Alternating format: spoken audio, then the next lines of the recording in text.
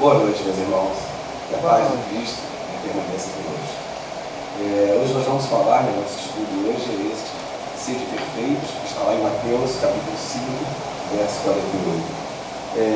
Eu, fiz um estudo, uma pesquisa legal, um estudo, para trazer a nossa linguagem de hoje. Porque quando Jesus falou desta maneira, seja perfeito como o Pai Celestial, ele estava falando com pessoas que não tinham tanto entendimento ainda, e teve que falar dessa maneira. Então, nós que estamos aqui, já somos espíritos aí, já aleijados, andados, milenares, e já temos um outro entendimento, e eu procurei trazer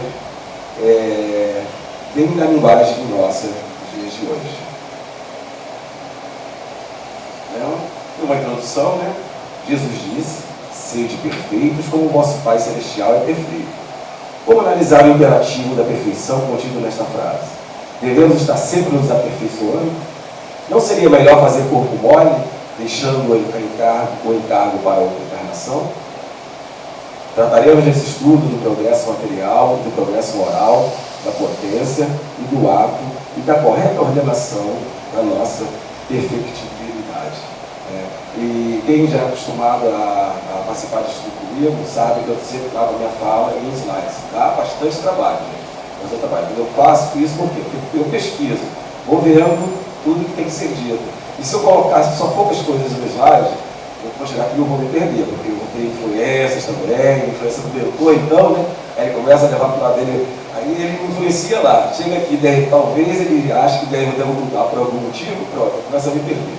Segundo, também a inclusão, para quem participa de congressos e participativamente, sabe que isso já está acontecendo em todos os segmentos, a inclusão, porque tem muitas pessoas com deficiência auditiva.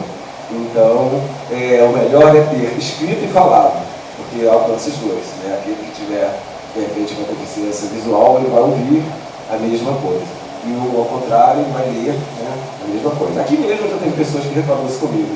Falando que estava triste, porque o problema dele era uma doença irreversível, já tinha perdido totalmente um ouvido e já estava perdendo o outro.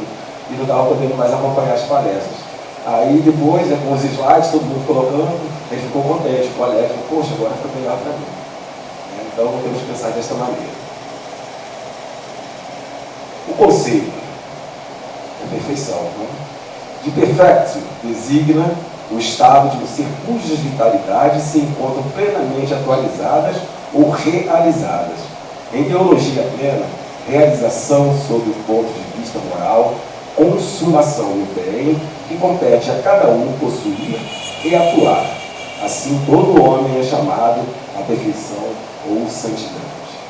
Então, aqui já vamos analisando como será esse nosso estudo. Aí vamos lá, o perfeccionismo. Na psicologia, é a excessiva exigência de perfeição para consigo mesmo ou de outro. O perfeccionismo manifesta-se numa sintomatologia neurótica de colorido obsessivo. E isso, olha só, para os dias de hoje. Então vamos analisar se nós não conhecemos pessoas assim, ou se alguns de nós ainda não somos assim. Nós queremos muito a perfeição do outro, cobramos muito e achamos que o outro tem que ser, fazer e ser daquela maneira que eu digo que tem que ser. Cobramos muito isso, aquela perfeccionismo só do outro. E isso é complicado porque nós sabemos que ninguém muda ninguém. Ninguém pode impor e exigir nada a ninguém. E nós ainda, muitos de nós ainda fazemos isso. Principalmente em relacionamento. Relacionamento, quando se inicia, todo mundo diz: eu te aceito como é, e pronto, blá blá blá. E depois que entra no relacionamento, agora você tem que ser como eu quero. Aí começa essa coisa, tem que ser como eu quero, e esse egoísmo. Então, uma coisa assim que nós vamos começar a ver que o ser perfeito é no nosso dia a dia, é o que Jesus vem nos trazer. Então, vamos analisar se estamos agindo dessa maneira. E o sede? Sede, a sede de perfeição, a sede perfeita. Imperativo do verbo ser, implica a ideia de ordem, de comando. Aquela coisa sede, ou seja, o comando, eu estou comandando para que a pessoa seja daquele jeito. Aí no progresso material e o progresso moral. Vamos analisar então desta maneira.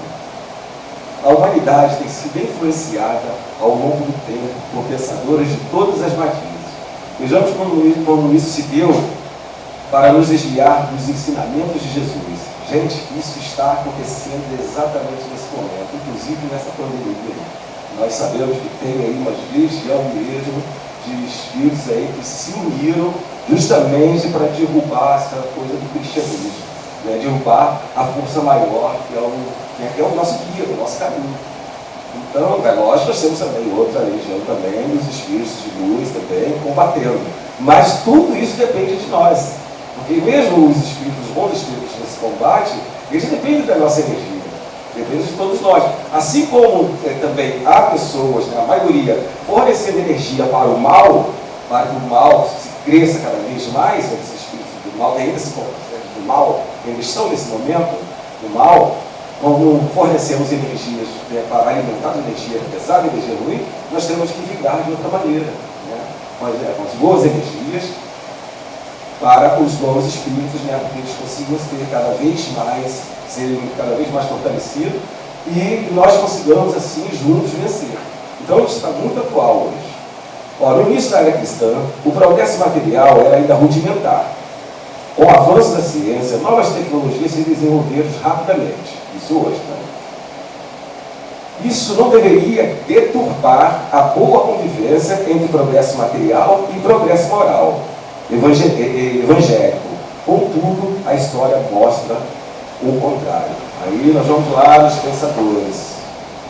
Então, gente, principalmente esse cidadão aqui, né, o racionalismo de Descartes, um filósofo francês, mas eu não vou, aqui vai aparecer alguns e eu não vou entrar no método deles, senão nós não vamos sair daqui hoje. Aí, olha a ideia dele. Em que a razão sobrepuja todos os outros tipos de conhecimento foi a mola propulsora de todo o progresso material subsequente. A ideia central era a de que o progresso técnico, propiciando maior produção e produtividade, traria maior bem-estar para a humanidade. Essa tese coloca o esforço de consciência, característico do cristianismo, né? Isso lá no início. Então nós começamos a pensar dessa maneira, em segundo plano. Começou a colocar, por quê? Ele vem dizendo que essa moral, né, nós melhoraríamos, a humanidade ia melhorar, se melhorar dessa maneira, né, com o progresso. Aí já vai colocando em segundo plano o cristianismo. Aí, um dos maiores defensores da influência do econômico sobre a religião e as artes foi Marx. Isso não quer dizer que outros também não defenderam. Observe o contrato, a ideia social de Rousseau. Para Rousseau, o homem é fundamentalmente bom no que aproxima do cristianismo, mas é a sociedade que o faz mal. Aí ele já vê desse lado. Fundamentalmente bom, aí já estamos próximo de Cristo, mas ele diz que é a sociedade que o faz mal. Aí continuamos nas ideias dos filósofos da época. Portanto, se melhorarmos a sociedade, melhoraremos o homem. E como a sociedade é passível de ser mudada por leis e decretos, o progresso seria a consequência inevitável dessas mudanças assim orientadas, ou seja, seria o progresso a mudar toda a sociedade. Um exemplo típico é a Revolução Francesa, que se fundamentou em leis para justificar as violências necessárias naquela época. Também não vamos entrar, né, de como se deu isso. É só para isso, é uma pincelada para nós continuarmos o estudo em casa. E entrarmos mesmo no mérito cristão. E aí vem esse cidadão também, Hobbes, afirma que o homem é lobo do próprio homem. A seleção natural das espécies de Charles Darwin, nós conhecemos muito bem as ideias dele, a filosofia de Darwin, em que as espécies mais fortes resistem ao tempo. É passado para a sociedade como uma corrida desenfreada e violenta na busca do melhor, que está sempre suplantando o outro, numa mostra clara da exclusão dos mais fracos. Tudo isso nos fez esquecer dos ensinamentos de Cristo. Está vendo? Do ponto de vista filosófico, isso aí foi o modernismo. O modernismo, como foi afastando. Isso ainda naquela época, gente. Agora imagine como está a situação hoje. Aqui a fonte, tá? A Enciclopédia Polis. É a minha fonte de pesquisa. Do ato puro, a potência do ser. Deus como ato puro. Aí já vamos entrar numa outra ideia. A filosofia proporciona-nos um raciocínio lógico que pode nos auxiliar a entender o progresso de evolução do espírito. Ela nos informa que todas as coisas estão tanto em um ato, que é, como em potência, e poderia vir a ser. Quando Aristóteles definiu Deus como ato puro, fê-lo porque tinha certeza que não havia nenhum ato anterior a Deus, o Criador. Aí sim, aí ele começou a entrar, né, já na ideia do Deus único, que era o único, né, o de ser o Criador, e nunca houve nenhum antes dele. E a palavra Jeová, né, Deus dos judeus, por exemplo, é um ato puro, pois em hebraico quer dizer foi, será. Do exposto depreende-se que o espírito não pode ser ato puro, mas um ato criado por um ser supremo. Nós vamos ir mais à frente entender o porquê disso, porque colocou o texto desta maneira. E aí, o Espiritismo nos ensina que Deus verte-se dois princípios: o princípio espiritual e o princípio material, que individualizados formam respectivamente o espírito e a matéria. Esse é o processo evolutivo. Não, esse é o processo evolutivo. O espírito vai sempre precisar da matéria, pois dela se serve para a sua manifestação. Aí nós vamos começar a entrar agora o quê? Na lei da reencarnação, né? Que é a maior lei divina mesmo que Deus nos deixou. Porque ele, ao nos criar simples e ignorantes, mas com livre-arbítrio, sabia que nós, a maioria de todos nós, iríamos nos perder pela vaidade, pelos prazeres. Então nós precisávamos o quê? Nós precisávamos nos superar, nós precisávamos evoluir. E vem a lei, né, da evolução, da evolução, da reencarnação. Somos criados potencialmente perfeitos. Deus, quando nos criou, criou-nos simples e ignorantes, ou seja, potencialmente perfeitos. Os espíritos superiores, no início de nossa caminhada espiritual, guiaram os nossos passos como um pai segura as mãos de seu filho. Com o passar do tempo, eles nos deixaram entregues ao nosso livre-arbítrio, com a responsabilidade pelas ações realizadas. Assim sendo, em cada encarnação, nós vamos atualizando a potência e perfeição que existe em cada um de nós, né? E nós temos também exemplos, né, de espíritos, todos espíritos foram criados iguais. Aí nós vamos fazer o seguinte: então esses espíritos puros, como os que nós conhecemos da categoria Cristo, né, como Jesus e outros Cristos da nossa galáxia, que vivem no núcleo do Sol, e cada um cuidando do seu planeta. Segundo o Geraldinho é um biógrafo de Chico Xavier, ele foi criado por Chico Xavier desde criança. Eu costumo dizer que ele é uma das pessoas que mais conhece Chico Xavier, mais conheceu mesmo profundamente Chico Xavier, conviveu com ele mesmo na intimidade, desde criança. E quando eu escrevi as biografias dele, Geraldinho afirma: vai ser uma coisa para outro estudo, tá, gente? É um estudo muito interessante. Eu estive vendo realmente sobre isso. E só Jesus, ele é governador de 5 planetas.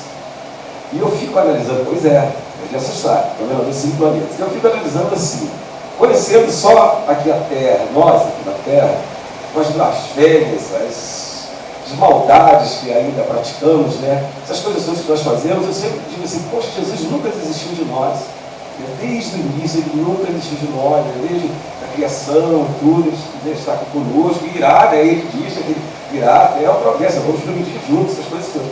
Aí depois que eu fui vendo, fazendo esses estudos dos outros planetas, inclusive Capela é um dos planetas que ele é governador, por isso ele conseguiu trazer os capelinos. Quando lá entrou o progresso, que aqui nós já estamos, a Comunidade Terra está entrando, né? Nessa fase também. Então aqueles que não tinham evoluído moralmente lá tinham que deixar o planeta, para deixar somente os que estavam evoluindo, né, evoluindo na moral, como está acontecendo com o planeta Terra. Nós falamos isso todo o tempo, temos estudos sobre isso, orientação dos espíritos sobre isso, que está acontecendo aqui, que não está evoluindo na moral, só no intelectual. E foi quando ele fez o convite a todos eles, meus irmãos, nós temos um planeta que está iniciando, vamos precisar muito da sua intelectualidade lá. E vocês agora, vocês terão que deixar esse planeta e eu recebo vocês nesse outro, né, de braços abertos. E os trouxe para a planeta Terra quando iniciou, quando os primeiros, né, iniciaram a planeta Terra. Então é um dos. Vai ser tema para outro estudo, tá, gente? Já tem muito tempo que eu venho estudando sobre isso, antes de eu falar sobre isso, que eu sei que assusta, assim, primeiro eu fui pesquisar realmente sobre isso, sobre as falas de Chico, né, que era através de Emmanuel. Emmanuel falava para Chico sobre isso, sobre essa coisa de Cristo. Agora imagine, quando eu falei que ele não existe nós, imagine dirigindo 5 planetas. E um deles é totalmente primitivo ainda. Tá? Um desses planetas é totalmente primitivo. Olha que nós estamos em novas expiações. Ele dirige um totalmente primitivo e um outro já está mais avançado, na moral. Se Deus é o Criador, e o Criador é todo bondade e misericórdia, como poderia ter criado um ser defeituoso, monstruoso? Não faz sentido assim pensar. Isso já completando aquilo que nós vimos lá, que Deus nos fez simples e ignorantes. Né? Aí eu falei sobre os espíritos, já comecei falando sobre os espíritos, principalmente da categoria Cristo, né, que é o que mais nos aproxima. Quer dizer, mais nós temos, né, proximidade assim, dos espíritos puros. Eles também foram criados igual a gente, também fadados ao pecado, também aos erros. Mas sabendo que esses espíritos, eles vieram com a mesma coisa, as mesmas características nossas, mas com outro pensamento. Né? Errar, sim, pela ignorância, mas errar pelo prazer, pelo egoísmo, né, pela vaidade, não. Eles optaram dessa maneira. Os erros que eu estou cometendo eu não sabia, eu cometi porque eu não sabia, foi pela minha ignorância. Então agora eu já sei, eu vou por esse caminho aqui. E optaram sempre pelo caminho, por isso eles ficaram todos envolvidos dessa maneira, convivendo conosco. Né? Graças a Deus, temos eles. E nós estamos aqui, nesse caminho. E a causalidade? Há na natureza uma lei de causalidade, que nos mostra uma relação de causa e efeito. A causa é ato anterior que tinha uma possibilidade de se atualizar. Para que a causa se atualize, ela precisa de fatores emergentes e de fatores predisponentes. Os fatores emergentes dizem respeito à ordem interna da causa. Os fatores predisponentes à ordem externa. Então, aqui ainda bate exatamente com o que eu falei. O livre-arbítrio de errar menos, né, de ter cometido erros apenas no momento pela ignorância, no momento que ainda vivia desta maneira, ou não, ou aquela coisa de que eu resolvo depois eu resolvo, não tem problema, principalmente agora, acontecendo, quer dizer, agora já se sabia muito antes, ainda na época de Cristo, já se falava da reencarnação. Depois foi retirado isso no concílio de Constantino, a mão da mãe dele, a rainha má, muito má, e retirasse a reencarnação da Bíblia, né, naquela reforma que houve, porque ela não queria que as escravas dela continuassem com aquela ideia de que, porque ela não tratava muito as escravas, todos os seus serviçais. Então, de que ela voltaria escrava e eles, né, ao contrário, iriam trocar de lugar. Ela não queria que eles continuassem. E assim foi acabando, foi passando. E a doutrina espírita, né, a terceira revelação, é que veio novamente, né, trazer, era o momento de trazer novamente, e a reencarnação, ela existe, é justa, é válida e é necessária. Explicando melhor, fatores emergentes para que tenhamos uma pereira, precisamos lançar ao solo uma semente de pereira, pois se lançarmos uma semente de abacate, não nascerá nenhuma pereira.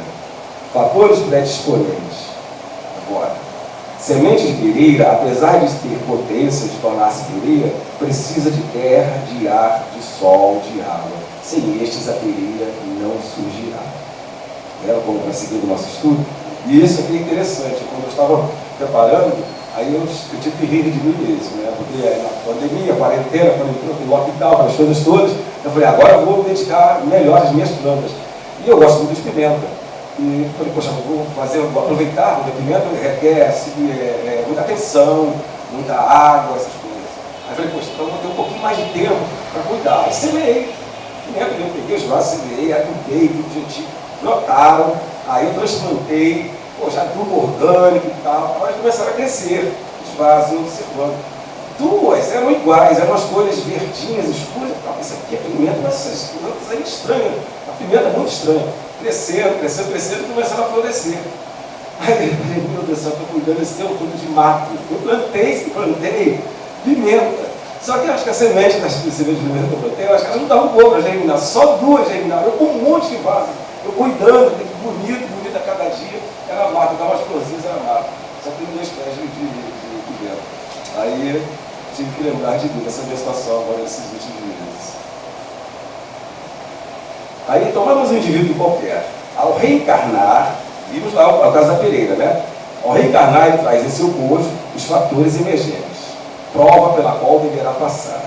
Para passar por essa provação, precisa também dos fatores predisponentes, parentes, é algo mais difícil, amigos, pessoa que fabrica o alimento, etc. Ou seja, primeira coisa que já coloca, não tem como ser um ermitão. Não tem como. Primeiro, você não vai evoluir em nada.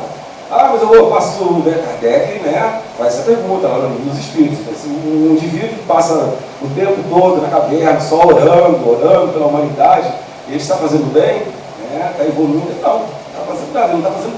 Está orando, que bem ele está fazendo? É o próximo. E como ele está vivendo as provas dele também, vamos nas palavras de hoje, que é o caso aqui. Então ninguém pode ser um ermitão. Primeiro nós precisamos de parentes, nós precisamos nascer de alguém. Tudo bem, aí foi abandonado. Ele passar por essa prova de que a mãe abandonou, não pegou lá na mansão do caminho, de Valba e no outro abrigo e tal. Aí a prova que ele já tem que passar, já começa por aí. Aí ele vai ter a prova de conviver com outras pessoas, com outros irmãos que não são consanguíneos, com cuidadores, talvez seja adotado. Aí a prova de passar por isso, ou seja, ele precisa de alguém. Então nós precisamos já, começa por aí, começando do nascimento. Pela situação do nascimento. Por isso que benditas são as mulheres, pela maternidade. E as mulheres não precisam dos homens para ser mãe, para trazer outro espírito ao mundo e dar a oportunidade àquele espírito de evoluir. Ela não precisa do homem que precisa da mulher. A mulher não precisa do homem. Porque Deus já colocou dessa maneira para que não houvesse empecilho, não houvesse desculpas nossas. Já colocou assim. Então nós precisamos disso. Precisamos do alimento, que fabrica o alimento. Nós precisamos nos alimentar. Então precisamos trabalhar ou viver, alguém numa situação como a situação do morador de rua, que está em condições de rua, às vezes ele precisa ali da doação. Ou famílias também estão precisando dessa maneira, como nós assistimos aqui. E outros também assistem. Ou seja, nós, já na nossa prova, na nossa expiação, nós dependemos do corpo. Nessa aí. Imperativo da perfeição. Amai os vossos inimigos, fazei o bem àqueles que vos odeiam, e orai por aqueles que vos perseguem e que vos caluniam. Porque se não amais senão aqueles que vos amam, que recompensa com isso tereis? Os publicanos não fazem também? E se vós não saudardes senão vossos irmãos, que fazeis nisso? Mais que os outros. Onde está? Ais é mais, tá, gente? Mais que os outros. Os pagãos não fazem também? Sede, pois, vós outros perfeitos, como o vosso Pai Celestial é perfeito. Então ele vem chamando a atenção e falando, seja perfeito como o Pai Celestial. Mas será que conseguimos isso? Nós vamos ser perfeitos como o Pai, como Deus? Será que era bem isso que ele queria dizer? É o que nós veremos aqui mais à frente. Porque essas palavras eram a maneira que as pessoas tinham de compreender na época. E ele usava as parábolas também por isso. A frase, seres perfeitos como o vosso Pai Celestial é perfeito, mostra uma ordem, uma ordenação dada por Jesus a todos os habitantes do planeta Terra, independente da seita ou da religião que professa. Pergunta-se, não sabia Jesus que somos fracos e imperfeitos? Como pode ele dar essa ordem peremptória? Lógico que ele sabia e sabe ainda. Mas o problema é que fomos criados à imagem e semelhança de Deus. Então, é onde nós vamos nos espelhar, é o nosso caminho. Por isso ele usou essa frase na época, para as pessoas, que era o que as pessoas conseguiam entender naquele momento. E aí, diante dessa verdade, devemos prestar contas ao Pai, dentro do melhor nível de evolução que podemos alcançar. E o modelo para isso é quem? Para chegarmos ao Pai é Jesus, que é o único que nós conhecemos, né? Porque dentre os encarnados, ele foi o espírito mais evoluído que desceu nesse planeta. A sua missão foi a de nos mostrar o caminho da salvação. Olha o exemplo que nos deu. Sofreu perseguições, sarcasmos, blasfêmias e morreu na cruz. Tudo isso para nos ensinar que o reino de Deus está dentro de nós e que só o alcançaremos se seguirmos as suas pegadas. Né? E até é bem deixar claro aqui que ele não morreu na cruz para pagar os nossos pecados, não, tá, gente? Nossos pecados são nossos. Nossas falhas, nossas faltas, só nós mesmos que vamos pagar. Ninguém paga por isso. Então, aquilo que eu vejo que alguns irmãos dizem, né? Ele veio, morreu na cruz pelos nossos pecados, para lavar os nossos pecados, com sangue e tudo. Não é isso, ele foi assassinado mesmo. E outra coisa também, muito interessante, que às vezes eu ouço pessoas falando, espíritas mesmo falando, quando Jesus, ele veio predestinado a morrer na cruz, ou seja, então era o karma, né? Digamos assim, era a prova dele, a expiação. Também não, ele foi assassinado daquela maneira, porque naquela época se fazia isso. Tá? Tanto é que os outros seguidores dele, né, os discípulos que eram condenados à cruz, sempre pediam para ser crucificado de cabeça para baixo, ou cruzado, tudo. Ninguém queria ter a honra de ser crucificado da maneira que Jesus foi crucificado. Ele não tinha expiação nenhuma, ele encarnou na terra, ele não reencarnou na terra. Nós reencarnamos aqui com as nossas provas e expiações. Mas ele não, ele veio naquele momento certo, né, foi preparado em nós, regiões, para poder a densidade da cor dele, né, aguentar aqui o nosso planeta.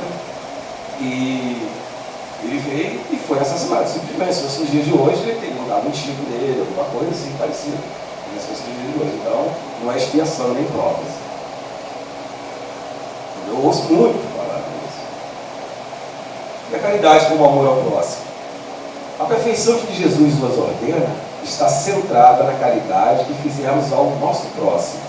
Essa caridade deve ser exaltada para que culmine até no amor ao inimigo. Quando ele nos conta a parábola do bom samaritano, por exemplo, faz-nos uma apologia do amor ao próximo, isento de preconceitos, de segundas intenções. Evoca também a ideia de que a humanidade é mais importante do que as crenças particulares. E isso é outra coisa, porque Jesus não veio trazer religião. Em momento algum ele pregou religião nenhuma. Em momento algum ele disse que teria que ser criada uma religião, ou que criaria-se uma religião em nome dele.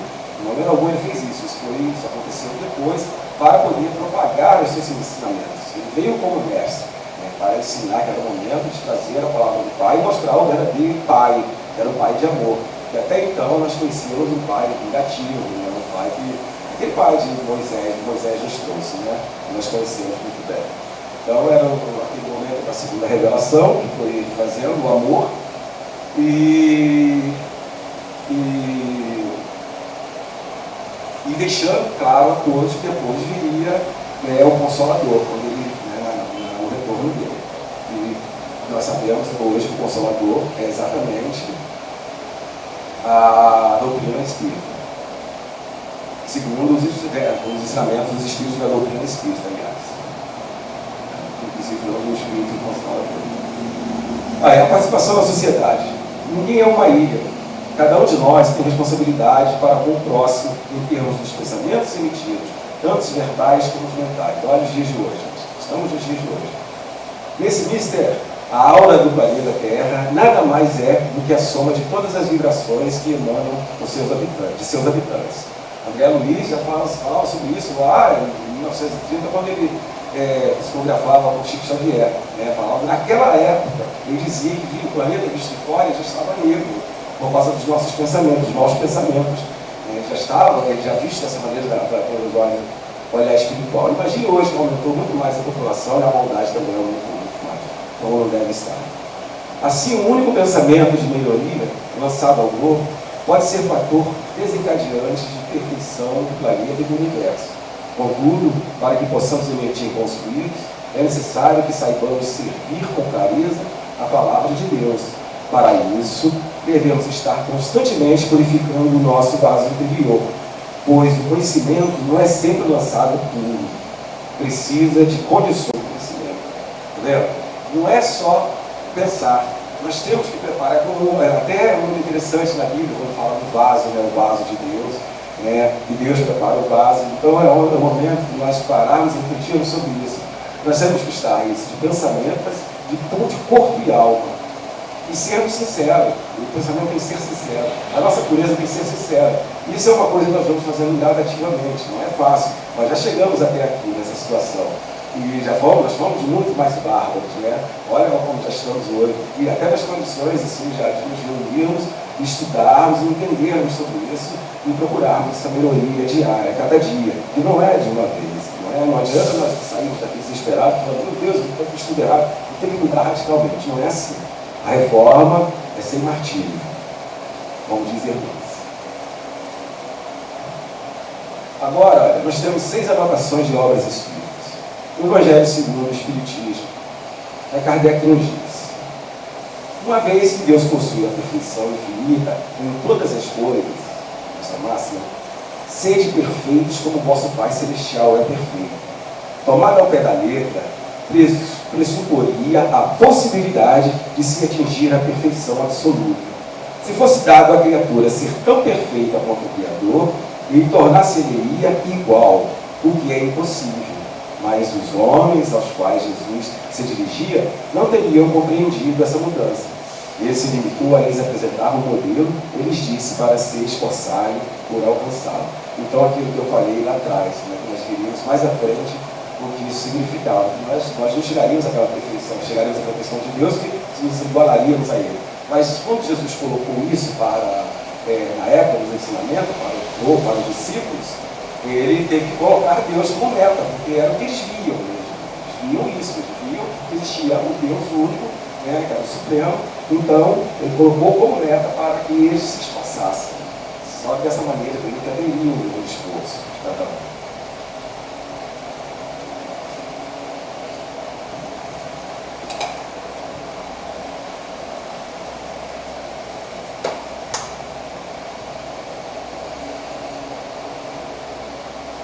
No livro Mestre da Educação, de Pedro Camargo, nas páginas 37 e 47, tem um trechinho. O espírito do homem foi criado à imagem e semelhança de Deus. Almeja sempre o melhor. O espírito não se acomoda com o menos, quer invariavelmente mais.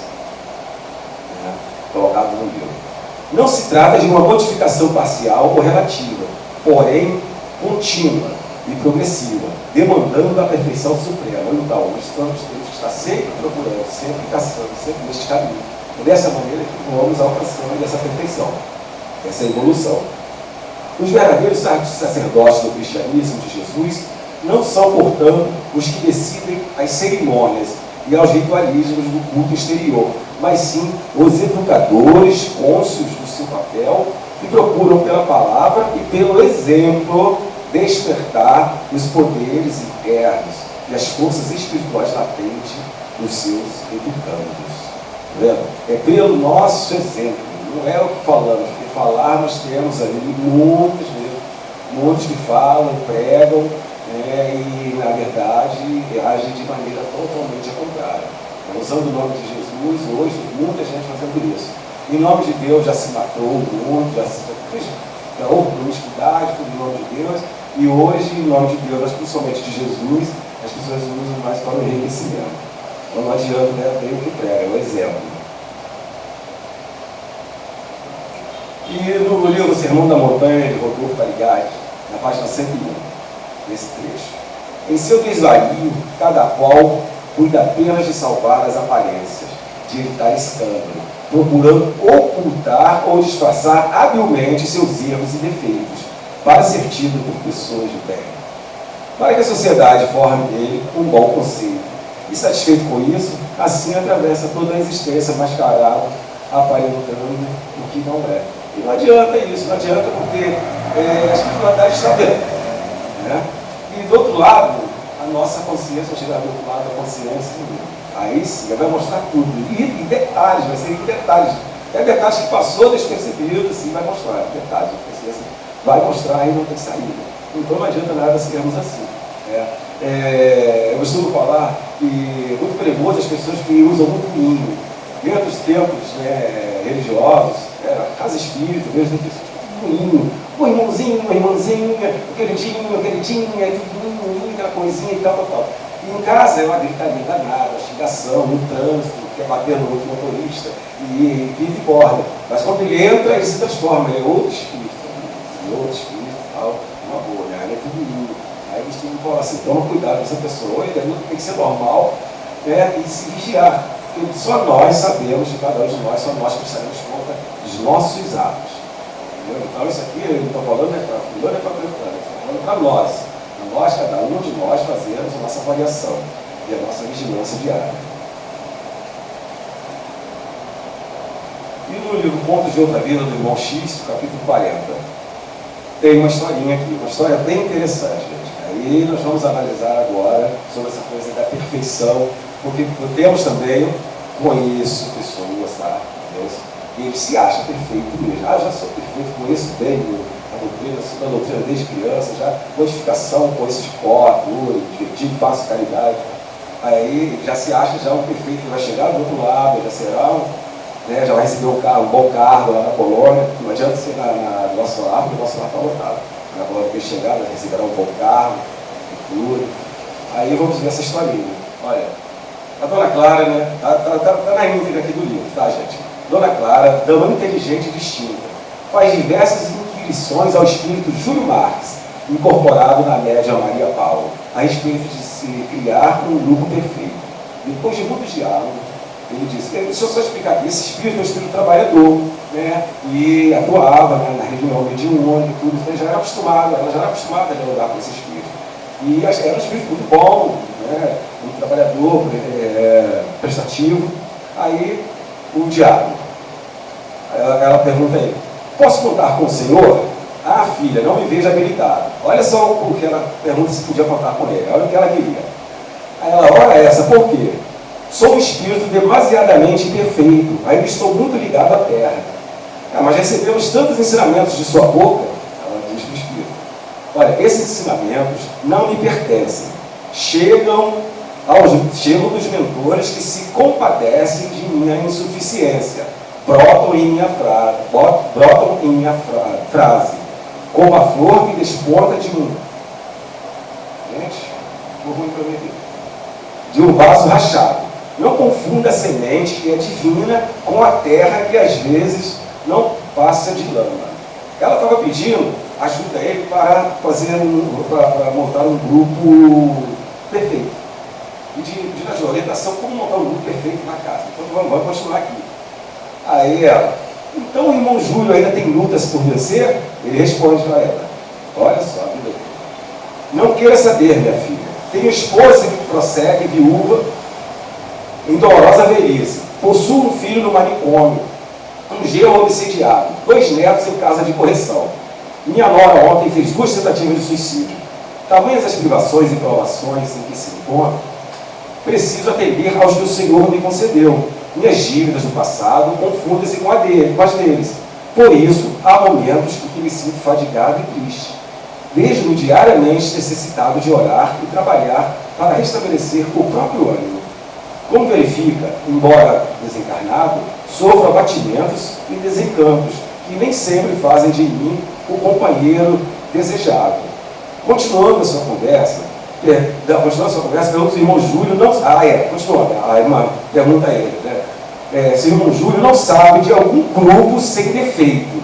Aí ele responde que algum grupo como esse solicitado só pode ser o grupo do nosso Senhor Jesus Cristo. Então, isso quer dizer que nós não vamos encontrar isso aqui entre nós ainda. Só se fosse o grupo mesmo de Jesus, como ele tem lá, né, a equipe dele, né, os encontros, ele se reúne com eles sempre. Sobre nós, fazendo conferências sobre nós. Hoje vai ser. E a conclusão, meus irmãos?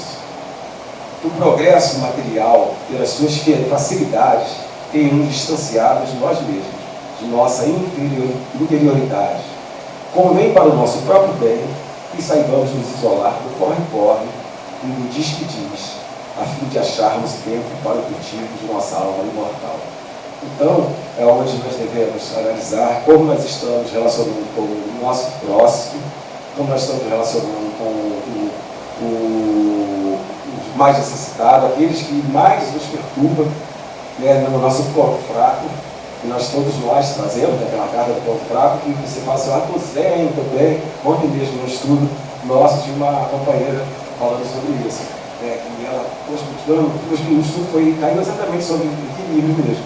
Ela falou, estou sempre assim, orando, vigiando por essa quarentena, né? Já não aguenta, está trancada em casa, no grupo de risco, desde março, tudo.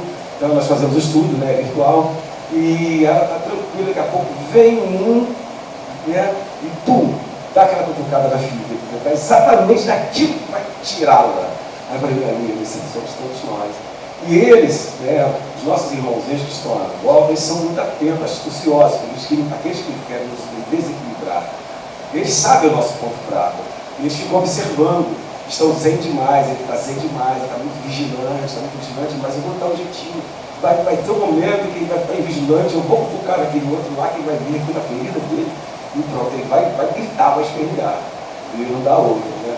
E também, outra coisa que nós vamos vendo nesse processo aqui da moral, da caridade, é o momento que estamos vivendo também com esse vírus.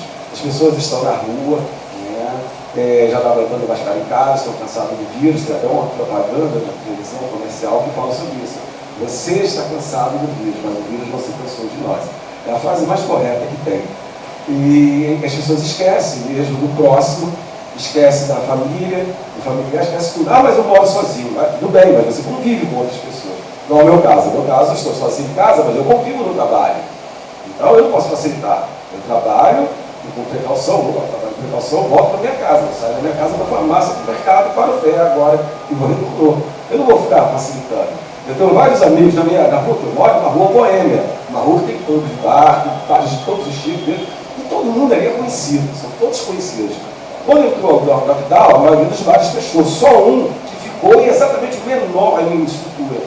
Todos se concentraram lá. Aí eu passo, todos me conhecem, né? E aí, PC, tudo bem, uma sala, né?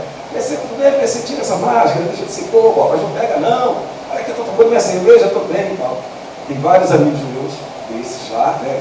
Os amigos que riam de mim, passando do outro lado, passam bem na calça do outro lado. Até na loteria, não dá para passar no fio na calça da loteria, tem que atravessar, tem muita gente. E sem máscara, sem distanciamento.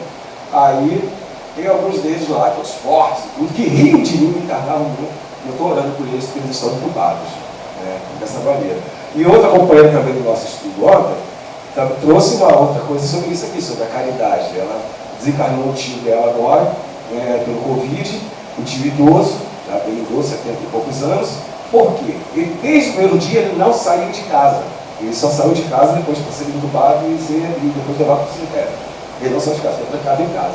Mas, aí com esse afrouxamento todo que o governo deu, né, e tal, o pessoal precisa se divertir, o outro precisa ganhar dinheiro, o comércio precisa ganhar dinheiro. O Felipe viajou com os amigos para a região dos lagos, passou uns dias lá na casa de praia, todos se divertindo, uma boa. Um deles estava infectado, lá no grupo. Ele voltou, todos foram infectados. Ele voltou, trouxe a infecção para o pai, ele jovem, né, então ele ficou assintomático, inclusive, e o pai, trancado dentro de casa, esse tempo todo, desencarnou. Aí, legal, estava no plano reencarnatório do senhor, né, de reencarnar, por mais que ele tenha se escondido, se ele fosse desencarnar com uma viola, cairia na cabeça dele, na casa dele, não estava no plano? Poderia. Mas e aí o outro, será que ele não vai responder? Porque o outro é quem trouxe o problema, né? Então, deveria deixar as coisas correr, né, transcorrer no curso natural. Aí eu digo a vocês que veem essa coisa da caridade, é pensarmos nisso também. Eu posso ter uma imunidade muito alta, ficar sintomático, mas eu vou infectar aqueles que não têm resistência, né? E eu vou responder por isso. Então, se eu faço por necessidade, saio por necessidade com todos os cuidados, vou manter essas necessidades, né? Vou manter esses cuidados. Isso é a caridade do momento de hoje, né? De nós pensarmos sobre o próximo e continuarmos orando, porque na conferência toda, a espiritualidade tem nos comunicado sobre isso. E nós temos também uma equipe de cientistas desencarnados muito grande trabalhando com os nossos cientistas aqui encarnados, por isso está conseguindo agilizar muitas coisas. Eles estão trabalhando também na cabeça dos governantes, né, porque muitos governantes ainda muito endurecidos, para que possa agilizar. Aí vem sendo trabalhado a caridade, né? O olhar mais fraterno junto com o outro, as pessoas viviam naquele corre-corre do dia a dia, e famílias, né, mais, aí dentro, famílias convivendo mais, aí me diz assim, mas também tem a violência familiar. Agora vou passar a se conhecer, né? O marido e a mulher passou a se conhecer. E agora é o momento de passar pela prova. E era para isso, passar pela prova. Então, muita oração, muita vigilância, né? E encerrando, meus amigos, quando Jesus nos convida ao sede perfeitos como o vosso Pai Celestial, não pretendia ele que nos tornássemos deuses. Antes, nos alerta para a aquisição dos verdadeiros valores espirituais. Então, vamos pensando nisso para casa, continuamos os estudos em casa, no Evangelho, no livro dos Espíritos também, e analisando, refletindo dia a dia, cada vez que aparecer um tropeço na nossa vida, vamos parar, pensar, vamos respirar fundo, orar pelo irmão, orar pelo nosso inimigo, pelo meu desafeto. E aí tem aqui a bibliografia consultada, que eu fiz. E por final, que a luz e a paz de Cristo permaneçam com todos nós. Espero que possa ter feito entender e que possamos sair daqui com outro raciocínio, outro olhar. Meus irmãos, me desculpa alguma coisa se alguém não conseguiu compreender direito, mas estamos aqui abertos para qualquer dúvida. E retorna a palavra agora ao Davi, que ele fará o encerramento. Muito obrigado a todos, uma boa noite.